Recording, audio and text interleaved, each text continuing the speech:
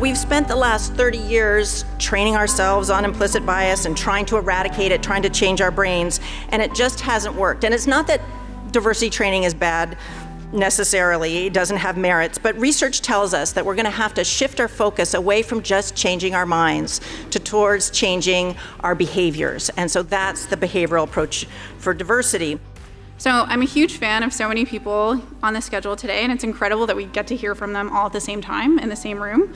And the types of conversations that we're trying to foster today are not easy ones to have. So we're really grateful to all of the speakers for being willing to come here and to speak really authentically about some of the most pressing issues in diversity today. I am going to talk about gender stereotypes because they're the context of everything we do. In terms of interaction between men and women. The stereotypes, they frame social interaction. They're not always salient, but they're there waiting to pounce. One of the striking findings was that people overestimate other people's disapproval of women working. Out of 10 people talking about a married woman who are working, most people say about 3 or 4 people will disapprove. When we ask people for their own beliefs, only 2 disapprove. So what's happening here is that people are coordinating around a norm that may be mistaken. Psychologists would call this potentially pluralistic ignorance.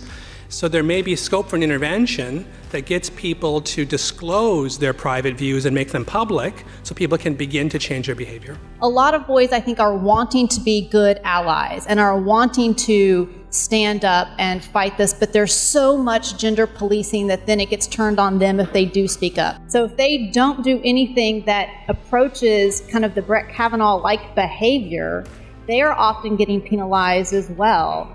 And so partly it's boys have to figure out how to change their norms and figure out how can we speak up to stop this when we're seeing this happening. So we're not the boys in the corner that are egging it on. An anti-oppressive approach, what that means is that we understand that systems and structures drive practice and they are artifacts of values and attitudes. So when we say things like, this is how it's always been done, or these are the rules, or this is the way we must do it, we are actually upholding structures that have upheld some people and not others. And so we have to begin now by figuring out who are we serving and centering who has been most traditionally marginalized in those spaces, with the understanding that what is necessary for some is actually good for all. We're not trying. The initial belief, as soon as you said gender lens, was that you were taking half of the population off the table, right? That this was a limiting view. And what we had to do was to shift a gender lens from a limit to actually a lens. In the financial world, it was absolutely, and it still is, seen as a limitation, right? You have just constricted your investment space. And so I regularly go around and take my glasses off and say, without my glasses, you all just got really fuzzy. With my glasses, I can see things better. I'm going to see risks. I'm going to see opportunities. What we're trying to do here is not to change mindsets.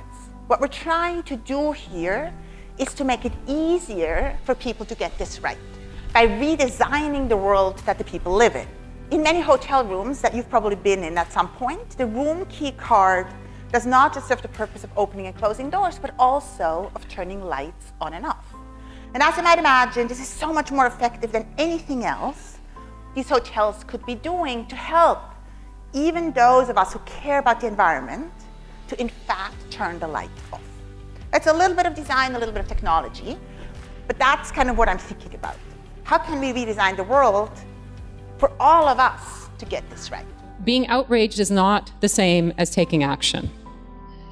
And we need to take action to work on this problem because it will be work. And the problem is, how do we move from education and outrage to actually understanding how bias works and leveraging our vast academic understanding of how to change behaviors in a positive way to make a systemic change. What I mean by ordinary privilege is if you think about that part of your identity that you have to think least about.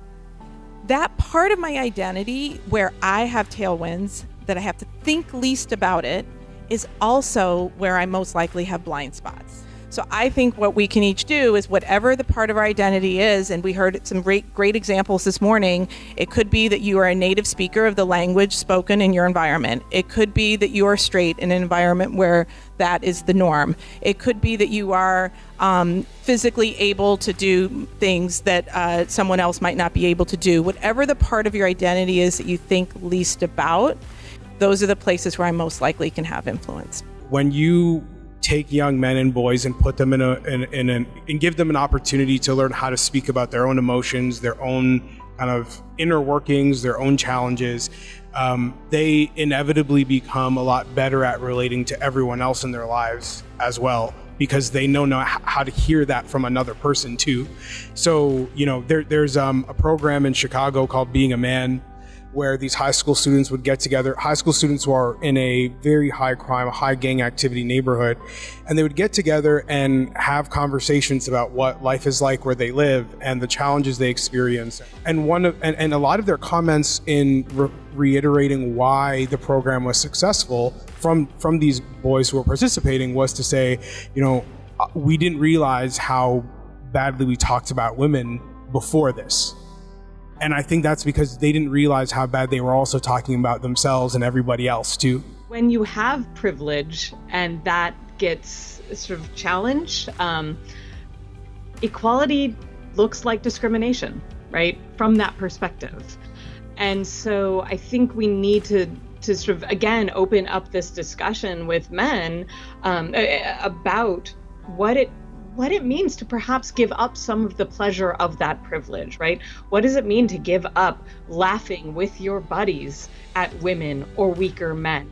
Why does equality look like discrimination, right? And so again, I think that's opening up this emotional dialogue. Many companies haven't even looked at their data in a way that's meaningful enough to understand where the problems are coming from, so of course they don't know where to start. And so we're thinking, well, what can we do to make it as easy as possible for employers to at least know where to start? Well, first rule in behavior change is make it easy for people. It's absolutely the first rule. We put out some guidance. And what it does, it at least summarizes where we are in terms of what we do know that works and doesn't work. So a few things that we learned, one obviously is getting our own merchant leadership to think this is a great idea. And so gathering the results around innovation, perception of the customer, higher growth rates. We ended up having higher margins in these categories, the items that were from women-owned businesses. And then having to put in place lots of new infrastructure just even to manage this program, and the behavioral changes among our own people to get them to look at yet another scorecard, another set of indicators, be measured on that. We did put it into people's performance reviews. It's there because that's important to drive, behavior around this. We're in very unsettled times, and diversity and inclusion in every respect is among those deepest challenges. We have to now use this as a platform, the things that we've learned, to really go and make change. So I hold you all accountable for actually going and doing something, because we are not there yet, and there are many opportunities for improving equality in our society, and we can only do it with the engagement of the government, of organizations, and of individuals. And so I hope that this has given you the fuel to be able to do that. But before the revolution, we have